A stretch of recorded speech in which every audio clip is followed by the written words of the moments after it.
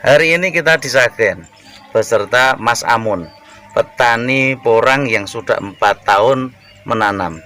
Tanaman beliau dari katak super mini, saya mengatakan, karena isinya cuma 800, di atas 800, bisa menghasilkan umbi beratnya 1 kilo sampai 1,4 kilo dalam waktu satu musim.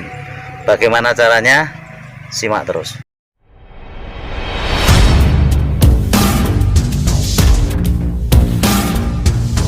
Assalamualaikum warahmatullahi wabarakatuh. Setiap petani mempunyai cara masing-masing dalam menanam. Salah satu contohnya adalah Mas Amun. Nah, hari ini saya mencoba untuk membongkar umbi dari tanaman hasil Mas Amun tersebut, karena yang menurut informasi yang saya dapatkan itu sangat luar biasa. Nah, langsung saja disimak ya. Ini coba kita bongkar porang polybag ya, dari umbi mini isi 800. Ini Mas Amun ini petani porang dari Sragen Timur. Nah, ini isi 800. Nah, ini 800, lumayan mantap, besar nih. Nah, ini udah dorman. Ini rata-rata 800 semua ya Mas? Iya. Ya, 800 semua. Ini dari ubi 800. Ini Mas Amun, ilmu katak mini 800 isi 800 kecil. 800 itu mungkin naik ya sekitar ini seujung kuku. Nah, ujung kuku ini yang kuku kelingking ini sekitar 800-an itu segitu. Lebih kecil separuhnya ini kadang malahan. Ini hasilnya luar biasa mantap. Coba ya, pekarangan. Ini coba ditimbang ya, kita coba timbang ya. Bentar. Nah, ini untuk beratnya ya. Yang tadi kita hitung 1,025, 1 kilo lebih. Ini sudah bersih, sudah dicuci. Nah, ini saya juga heran. Kemarin saya janji sama Dr. Insinyur Piono ya. Ini mungkin saya sudah kunjungan ke tempat Mas Amun yang penanaman dari katak mini, katak super mini isi 800. Ini beliaunya Mas Amun. Nah, ini beserta tim. Ini ketua Aspoporin Sragen, Pak Supri. Nah, ini luar biasa untuk penanaman. Habis ini nanti coba kita bongkar juga yang kelahan ya. Yang kelahan, lihat tanaman yang di lahan. Ini tanaman dengan polybag ya, di polybag yang ada di depan rumah.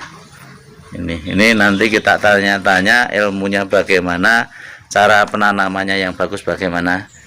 Ini hasilnya dari katak 800 itu bisa mencapai 1 kilo ya.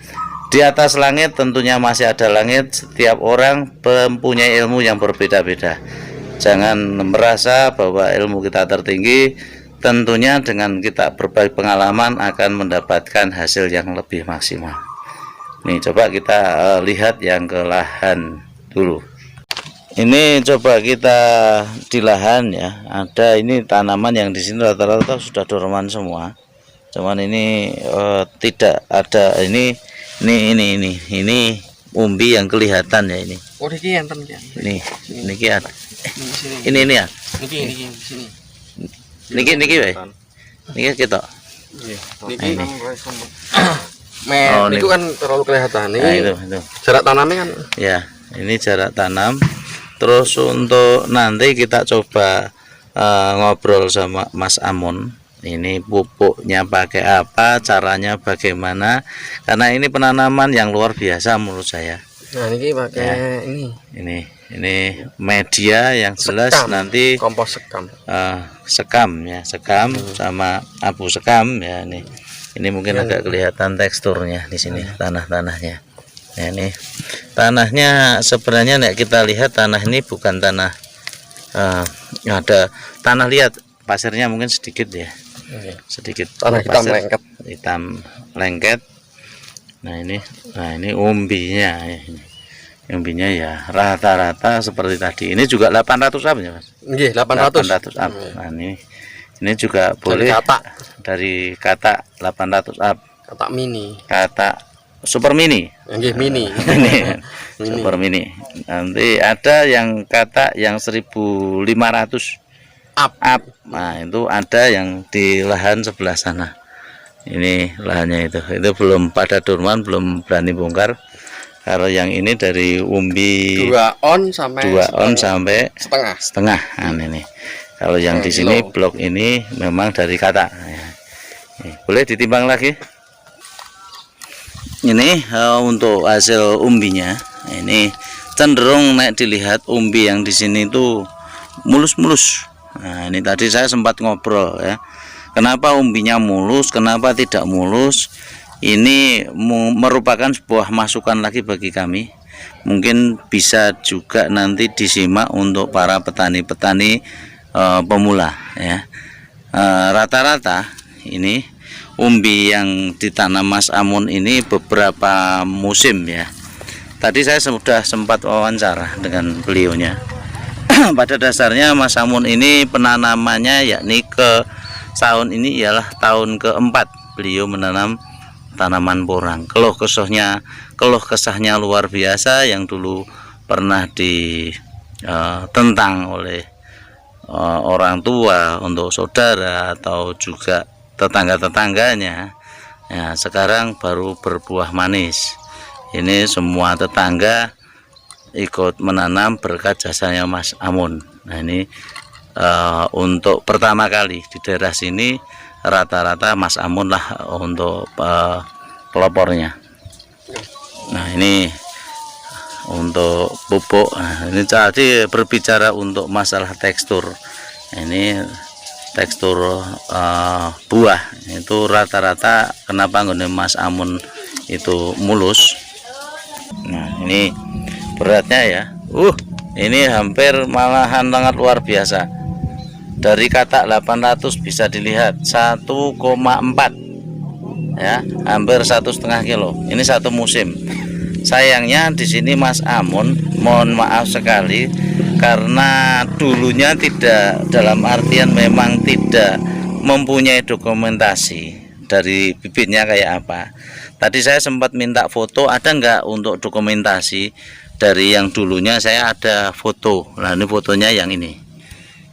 Nah, ini ialah fotonya yang dulu di pertama kali, karena beliau tidak sempat mendokumentasikan nanamnya bagaimana, hasilnya bagaimana. Nah ini tak kira untuk hasil pembuktian bahwa hasil yang maksimal untuk cara menanam setiap orang tentunya berbeda. Harus banyak kita pelajari dari orang-orang yang berbeda juga. Tidak boleh bahwa kita ngeklaim bahwa tanaman kita ini terbaik. Tentunya di atas langit masih ada langit. Silahkan belajar, nanti yang terbaik bagaimana disimpulkan, diterapkan. Mungkin itu nanti kita coba wawancara ya dengan Mas Amun. Untuk Mas Amun ini untuk pupuk ini dengan pakainya dulu pakai pupuk apa ya Mas? Kalau untuk media tanam sama pengolahan saya ya cenderung pakai kompos. Pakai kompos. Nah, kompos dari komposnya dari apa? Sekam mentah sama tadi niku. Sama abu sekam. Pakai abu sekam, bukan sekam bakar ya? Sama. Sekam bakar. Kalau sekam bakar itu nanti cenderung masih utuh. Nah, kalau abu sekam itu sudah lembut. Oh, niku intinya mencari limbah di pabrik tahu. Mau limbah pabrik tahu ya. Nah, itu. Limbah itu ada tahu. yang lembut, masih ada yang masih ada ya gitu. Nah, makanya ini biar nanti penafsiran dari pemirsa semua itu tahu. Ya, yang digunakan ialah campuran antara abu sekam dengan sekam bakar. Nah, gitu. Terus yang kedua nih dengan sekam mentah. Campuran itu untuk kohe sementara tidak menggunakan. Ya, sementara tidak menggunakan. Nah, tadi saya sempat wawancara tidak menggunakan pupuk. Alasannya kenapa? Nah, itu. Karena kalau kalau kita fermentasinya tidak benar-benar matang, itu malah cenderung nanti itu berefek di perkembangan umbi juga, sama memicu jamur. Itu malah saya anggap itu riskan untuk menuju kegagalan, karena betul-betul untuk fermentasi niku harus benar-benar matang. Benar-benar matang ya. Terus dampaknya kalau misalkan fermentasi yang tidak matang, itu kebanyakan yang ini dari pengalaman pribadi. Niku umbi tidak bisa halus. Tidak bisa halus. Ada seperti cacar. Ada cacar. Mudah sekali busuk berarti. Nah, itu sangat mudah busuk. Perkembangan umbinya juga tidak bisa maksimal. Bisa maksimal ya. Nah, itu. Ini ya sekedar untuk teman-teman, kita berbagi di sini dengan pengalaman Mas Amun penanaman dari umbi. Katak mini isi 800 bisa 1,4, sementara yang di polybag tadi 1 kilo. Berarti rata-rata di sini untuk hasil rata-rata hampir 1 kilo. Hampir rata-rata 1 kilo. Mungkin ada yang kurang, kebetulan kita menemukan 2 itu di atas 1 kilo semua. Dan itu berarti secara hasil bisa dimaksimalkan dengan cara teorinya tadi, yakni untuk pupuk, terus pupuk dasar dari sekam mentah dengan abu sekam. Nah, dibuat kompos, berarti fermentasinya alami, berarti sekam mentahnya itu ya. Alami. Sekam alami, berarti dari sebelumnya sudah dihujan-hujankan ya. Dihujan-hujankan dulu. Terus untuk pupuk lanjutan ini jenengan pakai pupuk apa itu? Itu di awal pakai NPK, cuman di dosis sangat rendah. Di dosis sangat rendah. Informasi yang saya terima kemarin itu jenengan untuk pupuk kimianya itu untuk lahan 1/4 hektar ya, itu menggunakan sekitar habis totalnya 3 kg. 3 kilo. Nah, berarti itu dari pupuk NPK jenengan cairkan. Nanti untuk aplikasinya di batang apa di tanah itu? Nanti di tanah. Di tanah ya. Berarti dikocor di tanah tipis-tipis. Berarti kalau 3 kilo itu untuk 1/4 hektar itu sangat tipis sekali berarti. Dosis sangat rendah. Dosis sangat rendah ya. Pupuknya cuman itu aja. Itu. Jenengan itu aja ya. Terusan aplikasi pupuk itu berapa kali jenengan dari penanaman itu? Saya melihat untuk pemupukan itu melihat dari mau tunas ya. Mau tunas berarti di awal-awal akarnya sudah panjang itu mau tunas dengan pupuk. Terus untuk pupuk selanjutnya lagi untuk pemicu tunas yang batang kedua itu udah kelihatan, misalkan mulai ada tunas lagi 1 cm atau berapa kan kita aplikasi lagi. Berarti sekitar jenengan aplikasi pupuk NPK itu berapa kali dalam musim tanam? Itu biasanya memakai sampai 3 kali. 3 kali ya. 3 kali. Oke. Itu pengalaman dari Mas Amun. Yang terakhir mungkin saya juga pengen tahu ya, tanah yang di sini itu bagaimana. Tadi sudah saya ungkap untuk tanah. Untuk tanah yang di sini struktur tanahnya bagaimana. Terus ini coba saya pengen ngecek untuk pH tanah yang di sini. pH tanah yang di sini coba kita cek hasilnya bagaimana, karena tanaman yang di sini itu sangat luar biasa. Rata-rata dari Mas Amun ini pengalaman yang tahun lalu, dari umbi-umbi yang mungkin 1 kilo ini untuk ditanam selanjutnya itu tidak lari dari berat 5 kilo ya Mas. Nah, rata-rata bisa 5 kilo bahkan lebih, minimal kan itu, minimalnya 5 kilo kan itu. Nah, ini coba kita cek untuk pH tanahnya yang di sini ya.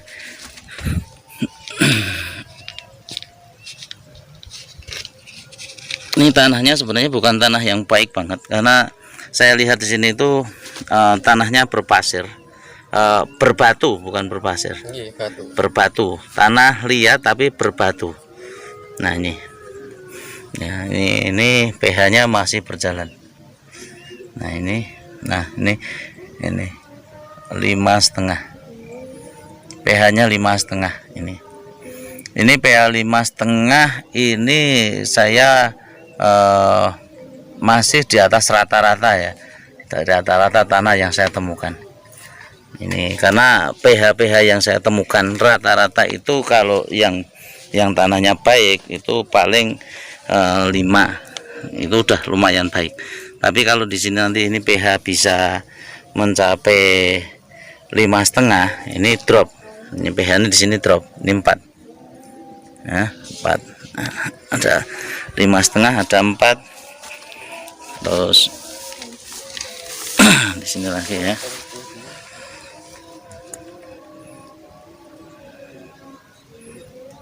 5,5 lagi, 5 ya. Ini rata-rata untuk pH masih sebenarnya standar untuk tanah-tanah ya, karena jarang sekali saya menemukan pH di sini sampai angka 6. Cuman di sini pH masih standar rata-rata di angka 5 ya. Ini kunci, berarti pas penanaman, teknik penanaman di situ mungkin bisa berbagi kepada teman-teman lain yang di luar sana. Mungkin dari kami cukup sekian. Kita ucapkan untuk terima kasih sekali Mas Amun ya sudah mau berbagi ilmu. Semoga ilmu ini panjenengan bermanfaat bagi petani pemula yang lain. Amin. Ini untuk sekedar informasi tadi, Mas Amun ini udah 4 tahun ya bergelut dalam dunia perang. Tahun pertama menurut pengakuan beliau tadi pasti mengalami kegagalan. Dan ini kalau mungkin kita ngomong kemarin 70% petani pemula itu gagal. Ini sumbernya dari beberapa yang kita wawancarai ya di sini. Rata-rata mereka gagal karena memang belum ada pendampingan. Mungkin dari saya cukup sekian. Billahi taufiq wal hidayah. Wassalamualaikum warahmatullahi wabarakatuh.